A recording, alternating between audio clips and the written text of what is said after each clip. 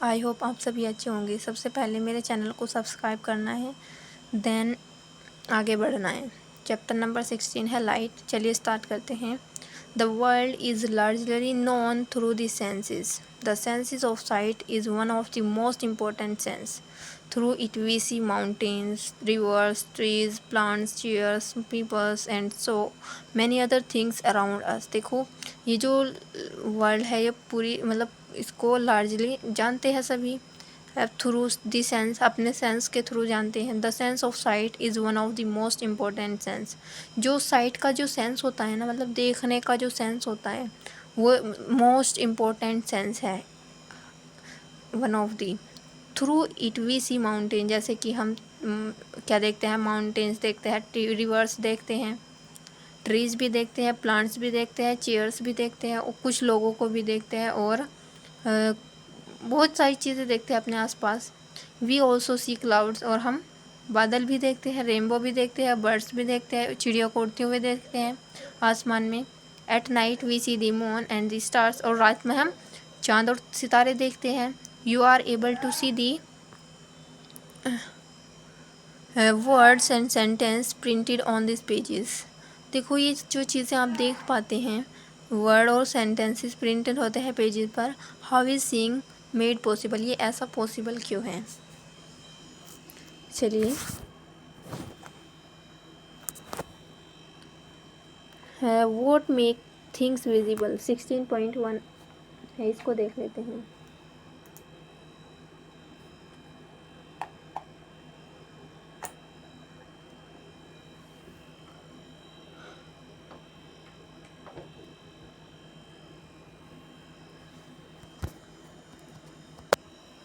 Have you ever thought,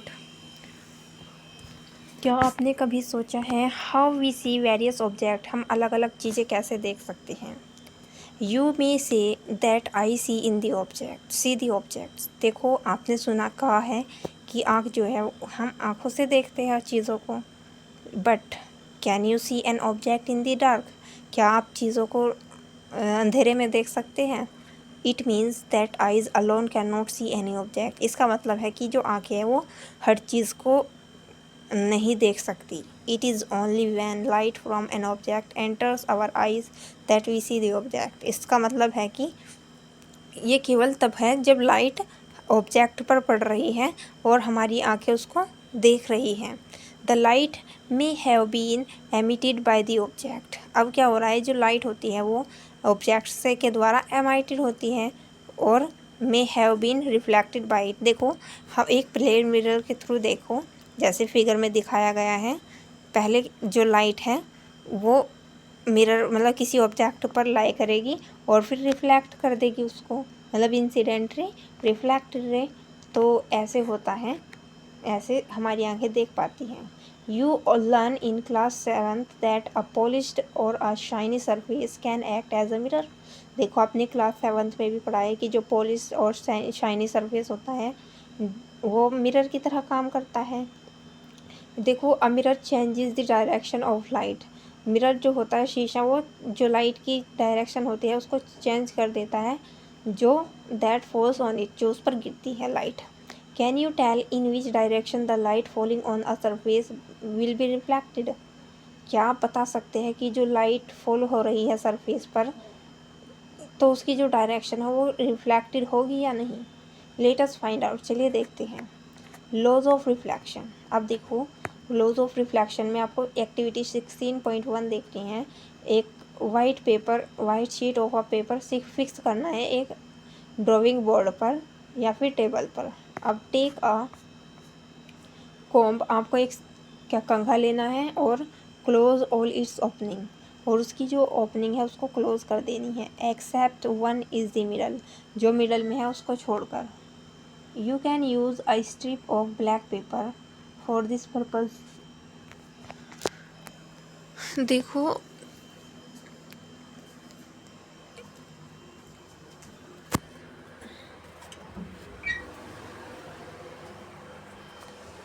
आपको क्या करना है,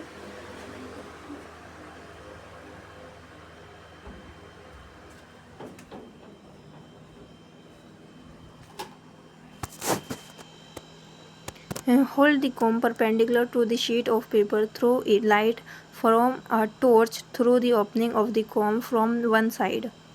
चलिए इसको देख लीजिए, ऐसे करना है. Arrangement of showing reflection. After striking the mirror, देखो जब आप मिरर को स्ट्राइक करेंगे, द रे of light is reflected in another direction. मतलब जो रे लाइट की जो रिफ्लेक्टेड रे है वो दूसरी डायरेक्शन में रिफ्लेक्ट हो जाएगी. Incident ray of light reflect हो जाएगी दूसरी डायरेक्शन में. जो लाइट होगी, जो लाइट की रे होगी, विच strike any surface is called the incident रे. मतलब वो किसी भी सरफेस पर स्ट्राइक हो रही है तो उसी को हम क्या बोलेंगे, इंसिडेंट रे बोलेंगे. ये मैंने आपको नोट्स के थ्रू समझा दिया था, क्लासेस में, अपनी लाइव क्लासेस में समझाया था. The ray that comes back from the surface after reflection is known as the reflected ray. अब देखो जो मतलब आपने इंसिडेंट रे को प्लेन सरफेस पर क्या किया, अप्लाई किया, तो जो बाउंस बैक हो रही है ना लाइट, तो उसको हमने क्या बोला, रिफ्लेक्टेड रे बोला. A ray of light is an idealisation. देखो लाइट की जो रे होगी वो आइडियलाइजेशन होगी. इन रियलिटी, और रियलिटी में we have a narrow beam of light which is made up of several rays. For simplicity, we use the term ray for a narrow beam of light. Draw lines showing the position of the plane mirror, the incident ray and the reflected ray on the paper with the help of your friends. आपको क्या करना है, एक line draw करनी है plane mirror की position में. जो इंसिडेंट रे होगा और रिफ्लेक्टेड होगा उसको पेपर पर बना लेना है अपने फ्रेंड की मदद से. Remove the paper and the com. आपको क्या करना है, जो कॉम है और पेपर है उसको रिमूव कर देना है. अब draw the line making an angle of 90 degree. अब 90 डिग्री का एक एंगल बनाना है to the line representing the mirror at the point where the incident ray strike the mirror. जहाँ से जो इंसिडेंट रे है वो स्ट्राइक कर रही है ना, वहाँ से एक उस पॉइंट पर एक सीधी लाइन बनानी है. यानी कि नॉर्मल रे मैंने बनवा के दिखाई थी आपको. दिस लाइन को, इसी को हम क्या बोलते हैं, normal. To the reflecting surface at that point, जैसे मैंने बना के दिखाई थी सेम ऐसे ही बनानी है. The angle between the normal and incident ray is called angle of incident. मतलब उसी को हम, जो एंगल है ना नॉर्मल और इंसिडेंट रे के बीच का, उसको हमने क्या बोला, नॉर्मल. मतलब इंसिडेंट एंगल बोला, एंगल ऑफ इंसिडेंट बोला. The angle between the normal and reflected ray is known as angle of reflection.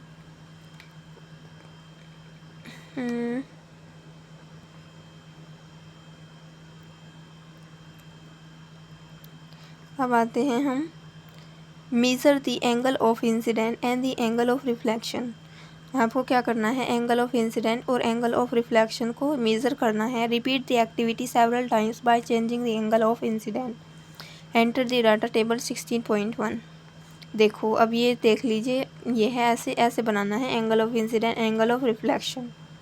और ये बीच में जो लाइन है 90 डिग्री पर, ये क्या है, नॉर्मल इंसिडेंट रे है, नॉर्मल रे है, और ये इंसिडेंट रे है, और ये रिफ्लेक्टेड रे है. ये एंगल इंसिडेंट एंगल है और ये रिफ्लेक्टेड एंगल है. अब आते हैं, do you see any relation between the angle of incident and angle of reflection. क्या आपने एंगल ऑफ इंसिडेंट और एंगल ऑफ रिफ्लेक्शन के बीच का डिफरेंस देखा, रिलेशन देखा बीच में. आर दे अप्रोक्सीमेटली इक्वल्स, मतलब अप्रोक्सीमेटली इक्वल ही होगा. क्या ये जो एंगल मतलब अप्रोक्सीमेटली इक्वल है. If the experiment is carried out carefully. देखो अगर आप एक्सपेरिमेंट को केयरफुली करते हैं, it is scene that the angle of incident is always equal to the angle of reflection. इससे ये तो पता चलता है कि जो एंगल ऑफ इंसिडेंट है वो हमेशा इक्वल होगा एंगल ऑफ रिफ्लेक्शन की.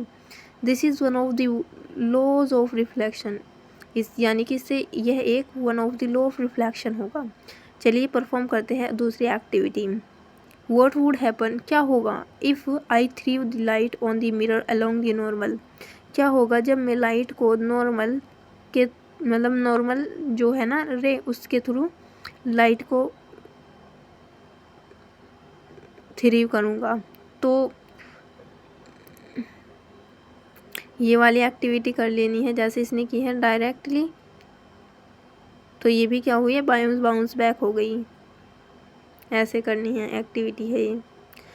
When the whole sheet of paper is spread on the table, जब आप जो पूरा वूल शीट है पेपर का उसको टेबल पर स्प्रेड करते हैं, इट रिप्रेजेंट वन प्लेन, यह एक वन प्लेन को रिप्रेजेंट करती है। द इंसिडेंट रे, जो इंसिडेंट रे होती है, और normal at the point of incidence and the reflected ray are all in this plane. When you bend the paper, you create a plane different from one plane in which the incident ray and the normal lie. Then you don't see the reflected ray. What does it incident? It indicates that the incident ray, the normal at the point of incidence, and the reflected ray all lie in the same plane. This is another law of reflection. अब देखो पहली और बूझो perform कर रही हैं एक activity को outside the classroom. When the sun, with the sun as the source of light instead of a torch, you too can use the sun as the source of light. This activity can also be performed by making use of the ray strike apparatus available in the kit prepared by NCERT. बूझो को याद है जब उसने class 7th में पढ़ा था कि जो फीचर्स होते हैं इमेज ऑब्जेक्ट के वो प्लेन मिरर पर होते हैं। अब पहेली जानना चाहती है और पहेली पूछती है और याद करती है उन फीचर्स को। वाज द इमेज इरेक्ट और अपसाइड डाउन? इमेज जो होती थी वो इरेक्ट होती थी और अपसाइड डाउन होती थी। वाज क्या मतलब क्या जो इमेज होती थी वो इरेक्ट होती या फिर अपसाइड डाउन होती थी। Was it of the same size as the object? क्या वो सेम साइज की होती थी ऑब्जेक्ट के जैसे ही? Did the image appear at the same distance behind the mirror as the object was in front of it? अगर मतलब सामने इमेज होती थी, ऑब्जेक्ट रखा हुआ होता था तो जो मिरर होता था उसके पीछे इमेज बनती थी। Could it be obtained on a screen? ये सब let us understand a little more about the formation of an image by a plane mirror in the following way. ये देखो एक्टिविटीज़ को भी पढ़ लेना क्योंकि पूछ नहीं जाएगी ना एग्जाम में, इसीलिए नहीं करा रही हूँ। अब देखो ये प्लेन मिरर है P और Q और ये है यहाँ से क्या हो रहा है, इंसिडेंट आ रही है O पॉइंट से और ये क्या कर रही है, इसको रिफ्लेक्ट कर रही है और ये ऐसे रिफ्लेक्ट कर रही है दोनों, देख लीजिए। और you may recall that in image formed by a plane mirror, the left of the object appears on the right and the right appears on the left. This is known as lateral inversion. देखो इसी को हम lateral inversion कहते हैं। इसमें क्या हो रहा है कि जो इमेज फॉर्म्ड हो रही है ना, फॉर्म्ड बाय आई मिरर, तो मतलब left of the object appears on the right, मतलब जो लेफ्ट ऑब्जेक्ट है वो राइट में दिख रहा है और जो राइट है वो लेफ्ट में। इसी को हमने लैटरल इन्वर्जन बोला है। रेगुलर और डिफ्यूज रिफ्लेक्शन। अब देखो रेगुलर और डिफ्यूज रिफ्लेक्शन में देखो ये रहा, ये तो क्या है, इरेगुलर सरफेस है और ये फिर इरेगुलर सरफेस है। अब इस पर क्या हो रही है, लाइट फॉल हो रही है और इस पर रिफ्लेक्ट कर रही है। When all the parallel rays reflected from a rough or irregular surface are not parallel, the reflection is known as diffuse or irregular. मतलब इसमें क्या होगा कि जो रिफ्लेक्शन होगा वो या तो डिफ्यूज़ हो जाएगा या इरेगुलर हो जाएगा। Remember that the diffuse reflection is not due to the failure of law of reflection. देख ली, याद रखना कि जो डिफ्यूज रिफ्लेक्शन है वो लो मतलब जो लो होता है ना रिफ्लेक्शन का, उसका फेलियर नहीं है। It is caused by the irregularities in the reflection surface like that of a cardboard. On the other hand, reflection from a smooth surface like that of a mirror is called regular reflection. Image are formed by regular reflection. जैसे देखो ये क्या है, regular reflection है, plane mirror है और यहाँ पे लाइट आ रही है और क्या कर रही है, रिफ्लेक्ट कर रही है, ऐसे होता है। I have a question. अब देखो बूझो का एक क्वेश्चन है, can the reflected ray be further reflected? क्या रिफ्लेक्टेड रे भी आगे चलकर रिफ्लेक्ट करेगी इंसिडेंट रे में या फिर अनदर मिरर में? चलिए देखते हैं। Reflected light can be reflected again. Recall the last time you visited a hair dresser. देखो आपको याद करना है जब आप पहली बार मतलब पिछली बार जब बाल मतलब नाई के यहाँ पे घूमे गए थे।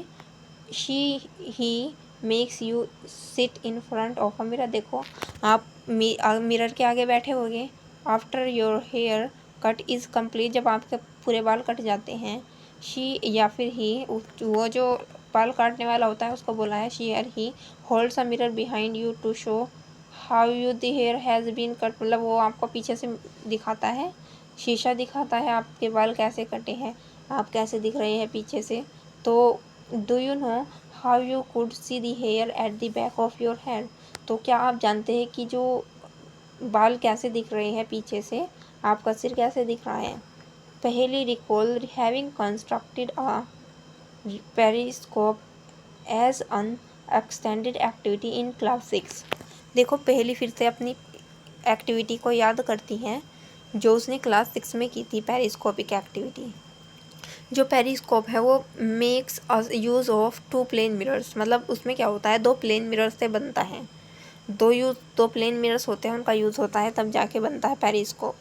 Can you explain how reflection from the two mirrors enable you to see object which are not visible directly. क्या आप बता सकते हैं कि जो रिफ्लेक्शन है वो कैसे दो प्लेन मिरर्स को देख पाता है ऑब्जेक्ट को जो कि डायरेक्टली नहीं दिख रहा। पेरिस्कोप क्या होता है, periscope are used in submarines. मतलब ये क्या होता है, सबमरीन्स के लिए होता है, टैंक्स के लिए होता है, और soldiers in bunkers to see things outside. मतलब बाहर की जो चीज़ें होती हैं उनको देखने के लिए होता है। अब देखो मल्टीपल इमेजेस देखिए। You are aware that a plane mirror forms only a single image of an object. देखो आप अवेयर भी होंगे कि जो प्लेन मिरर होता है वो केवल सिंगल इमेज बनाता है ऑब्जेक्ट की। What happens if two plane mirrors are use in combination. क्या होगा अगर दो प्लेन मिरर्स हो कॉम्बिनेशन में यूज़ हो गए, एक साथ यूज़ हो गए। लेट अस सी, चलिए देखते हैं। Take two plane mirrors set them at right angles. देखो ये रहा, ऐसे करना है एक दूसरे को right angles to each other with their edges touching. मतलब उनका जो किनारा होगा बस वो टच होना चाहिए। अब क्या करना है, हिंग them you can use adhesive tape. अब उनको क्या करना है, एक टेप से बांध देना है। Place a coin in between the mirrors. और बीच में क्या करना है, आपको कॉइन रख देना है बीच में।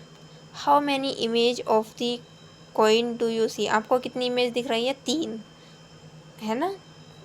तो नाउ हिंग the mirrors using the adhesive tape at different angles, say 45 degree, 60 degree या 120 डिग्री, 180 डिग्री एट्सेट्रा। आप कुछ भी ले सकते हैं।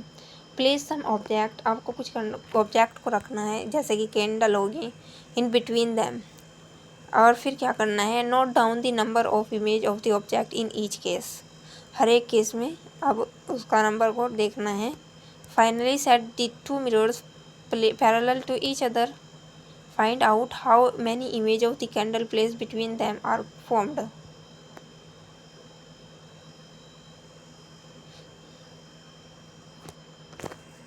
देख लेते हैं चलिए। Can you now explain how you can see the back of your head at the hairdresser? मतलब अब आपको क्या करना है, ये तो आपने देख ली, ऐसे करना था इसे। क्या आप एक्सप्लेन कर सकते हैं कि जो कैसे हम पीछे से अपना सर को देख पा रहे हैं ड्रेसर शॉप के अंदर, हेयर ड्रेसर शॉप के अंदर। This idea of number of image formed by mirrors place at an angle to one another is use in kaleidoscope to make numerous beautiful patterns. ये जो आइडिया है number को images of number को find करने का, form by mirrors place an angle to one another is use in a kaleidoscope से हम इसको फाइंड कर रहे हैं। अब you can also make a kaleidoscope your self. आप खुद भी अपने आप से बना सकते हैं। आप 3 मिरर रख के बना सकते हैं, 4 मिरर रख के बना सकते हैं, आप ही मर्जी है। अब आप बहुत ईजिली इसको कर सकते हैं। इसी कैलिडोस्कोप ये रहा, ऐसे ऐसे कर लेना, आप मर्जी है आपकी। मैं तो है, देखो ये रहा, your kaleidoscope is ready when you peep through the hole. जब आप होल के थ्रू झांकते हैं, you will be able to see a variety of patterns in the tube. आप बहुत सारे वैरायटी के पैटर्न्स देखेंगे ट्यूब के अंदर। एक इंटरेस्टिंग फीचर्स किलेडोस्कोप का जो आपको कभी नहीं देखने को कभी नहीं देखने को मिलेगा, जो सेम पैटर्न अगेन होगा। दो designers wallpapers and fabrics and artist often use.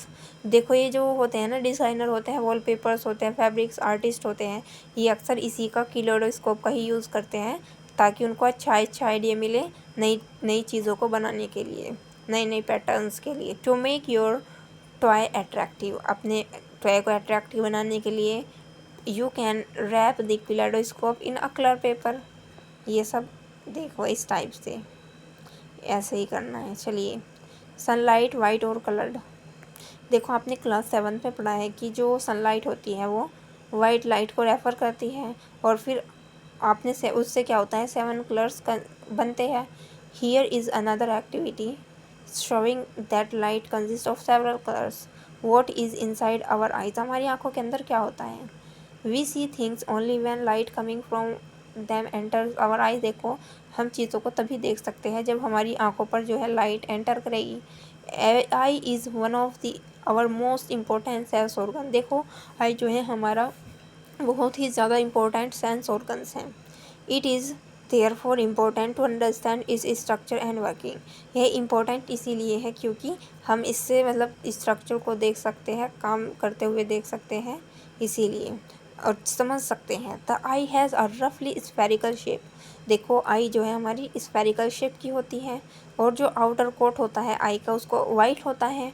It is so that it can protect the interior of the I from incidents. ये इंसिडेंट्स तब होता है ताकि ये हमारे जो आई का इंटीरियर पार्ट होता है उसको एक्सीडेंट से बचा सके, प्रोटेक्ट कर सके। It transparent from part is called. देखो इसका जो ट्रांसपेरेंट पार्ट होता है वो कॉर्निया होता है और कॉर्निया के पीछे we find a dark muscular structure called iris. देखो इसके पीछे एक डार्क मस्कुलर स्ट्रक्चर होता है, इसको हम इरिस बोलते हैं। In the iris there is a small opening. जो इरिस होता है वो एक छोटा सा ओपनिंग होता है जिसको हम पपिल बोलते हैं। जो साइज होता है पपिल का वो control by iris, iris control करती है। और iris is the part of I. Iris क्या है, पार्ट आई का पार्ट है which give it is distinctive colour. अलग अलग कलर हम देख पाते हैं, वो इसी की वजह से देख पाते हैं। वी कैन, देखो when we say that a person has green eye. हम कह सकते हैं कि जो पर्सन होता है उसके पास ग्रीन आई है, तो we refer actually to the colour of the iris. वो उसको इसीलिए देख पा रहा है क्योंकि उस इरिस की वजह से ही। जो इरिस होती है वो लाइट को अमाउंट को कंट्रोल करती है और उसको ज़्यादा लाइट को जाने से रोकती है। Let us see how. देखो ऐसे कर देखती हैं। देखो ये है आई, ऐसे आपको बनाना है। ये optic nerve, retina, lens, cornea, iris, muscle ciliary muscles, ये सब देख लीजिए। अब देखो behind the pupil of the eye is a lens. देखो बिहाइंड पपिल के पीछे क्या होता है, लेंस होता है which is thicker in the centre. Which kind of lens is thicker at the centre. वो कौन सा टाइप का लेंस है जो थिक होता है सेंटर पर। Recall what you learn about lenses in class 7। देखो आपको फिर से रिकॉल करना है कि जो आपने क्लास 7 में लेंसेज के बारे में पढ़ा था। जो लेंस होता है वो फोकस करता है लाइट को back of the I on a layer called retina. जो रेटिना होती है उसके पास अलग अलग नर्व सेल्स होती हैं। जो सेंसेशन होता है felt by the nerve cells are then transmitted to the brain through the optic nerve. There are two kinds of cells. एक होती है cones which are sensitively to bright light, और rods होती हैं which are sensitive to dim light, जो dim light को sensitive करती है, और ये ब्राइट लाइट को सेंसिटिव करती हैं। तो at the junction of the optic nerve and retina there are no sensory cells, so no vision is possible at that spot. This is called the blind spot। इसी को हम क्या बोलेंगे, blind spot बोलेंगे। It existence can be demonstrated as follows। अब देखते हैं, the impression of an image does not vanish immediately from the retina। अब देखो रेटिना से जो इमेज होती है वो एकदम से नहीं गायब होती हैं। It persist therefore about 1/16 of a second. So if still images of a moving object are flashed on the eye at a rate faster than 16%, then the eye perceives this object as moving. ये ऐसे देख लीजिए. The movie that we see are actually a number of separate pictures in proper sequence. देखो जो movie आप देखते हैं उसमें जो नंबर ऑफ सेपरेट पिक्चर्स होते हैं वो प्रॉपर सीक्वेंस में होते हैं. They are made to move across the eye usually at the rate of 24 pictures per second, faster than 16 per second. So we see a moving pictures. हम इसी वजह से देख पाते हैं पिक्चर्स को. Nature has provided eyes. देखो ईश्वर ने हमें आंखें दी हैं with eyelids to prevent any object from entering the eye. और आईलिड्स भी दिए हैं ताकि कोई भी चीज़ एंटर करे तो वो उसको ऑब्जेक्ट को रोक ले. जो आईलिड्स होता है also but shut out light when not required. जो मतलब एकदम से वो बंद हो जाता है ना, जिस चीज़ों की उसे रिक्वायरमेंट नहीं होती है तो वो बंद कर लेती हैं. Eye is such a wonderful instrument that is normal can clearly see distant object as well as object nearby. मतलब आई ही एक ऐसा वंडरफुल इंस्ट्रूमेंट है जो हम नॉर्मली देख सकते हैं दूर और पास की चीज़ों को. The minimum distance at which the eye, जैसे कि आई से हम मिनिमम डिस्टेंस दे सकते हैं. The see object distinctly varies with age. देखो आई जो है वो वेरी करती है एज पर. The most comfortable distance at which one can read with a normal eye is about 25 centimetre. Some persons can see object close to them clearly but can not see distinct object so clearly. कुछ persons क्या होते हैं सब पास की चीज़ों को देख लेते हैं, दूर की चीज़ नहीं देख पाते हैं. और कुछ कैसे होते हैं दूर की चीज़ देख लेते हैं पास की नहीं देख पाते हैं, क्योंकि उनकी जो करेक्टिव लेंस होता है ना वो defective lens can be corrected sometimes particularly in old age. कभी कभी जो एज के समय में जो आई साइट होती है वो फोगी हो जाती है. It is due to the eye lens becoming cloudy. When it happens persons are said to have contract. There is a loss of vision sometimes extremely severe. It is possible to treat this defect. The opaque lens is removed and a new artificial lens is inserted. जो modern technology होती है उसने इसको बनाया है एक simple और safer face में. जो केयर है आई की वो देखो. It is necessary that you take proper care. यह बहुत ज़्यादा ज़रूरी है अगर आप अपनी आँखों की बहुत अच्छे से केयर करोगे. If there any problem you should go to an eye. देखो अगर आपको कोई भी प्रॉब्लम आएगी तो आप आई स्पेशलिस्ट के पास जाएंगे. और अगर आपको क्या करना चाहिए रेगुलर चेकअप भी करवा लेना चाहिए. If advice you suitable spectacles. अब देखो एडवाइस के लिए है, अगर आप एडवाइस चाहो तो आपको क्या करना चाहिए स्पेक्टिकल्स का यूज़ करना चाहिए. टू लिटिल और to much light is bad for eyes. देखो ज़्यादा छोटा और ज़्यादा बड़ा आइज़ ज़्यादा कम और ज़्यादा लाइट आँखों के लिए बुरी हो सकती है. मतलब इनसफिशिएंट लाइट आई स्ट्रेन और हेडेक के लिए कोज कर सकती है ज़्यादा light. Too much light that sun or powerful lamp or a laser torch can injure the retina. और ज़्यादा लाइट क्या करेगी हमारी जो रेटिना होती है उसको भी ख़राब कर सकती है. Do not look at the sun or a powerful light directly. देखो ऐसी चीज़ों को नहीं देखना चाहिए डायरेक्टली सन और लाइट को, और ना ही अपनी आँखों को रगड़ना चाहिए. Particle of dust going to your eyes. अगर कोई पार्टिकल है आपकी आँखों में चला जाता है wash your eyes with clear water. आपको अपना आँखों को साफ पानी से धो लेना चाहिए. If there is no improvement go to a doctor. अगर कोई इम्प्रूवमेंट नहीं आता है तो आपको डॉक्टर के पास जाना चाहिए. Always read at the normal distance. और हमेशा नॉर्मल डिस्टेंस पर ही पढ़ना चाहिए.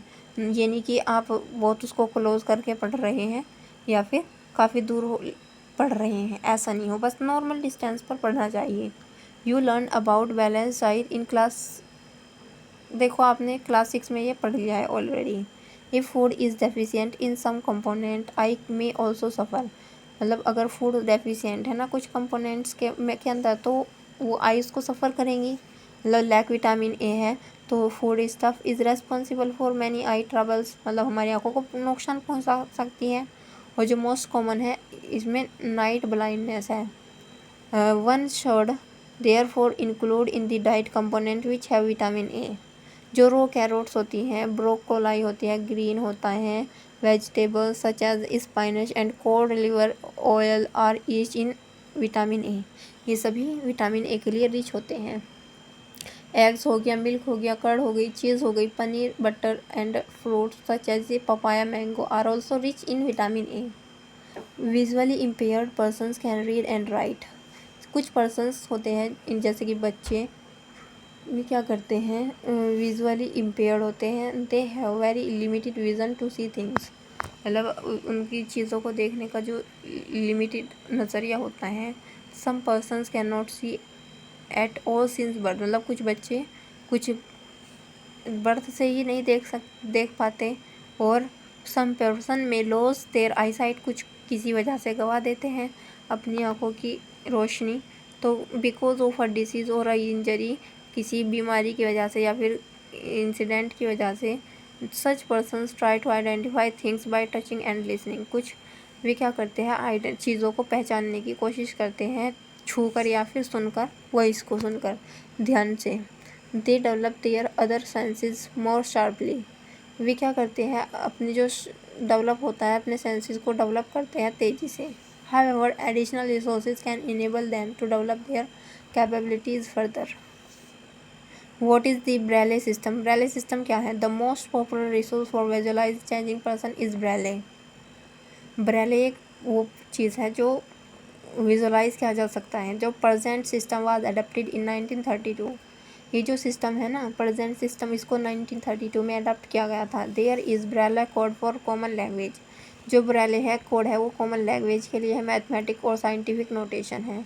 Many Indian languages can be read using the Braille system. Braille system में इसमें ये भी है।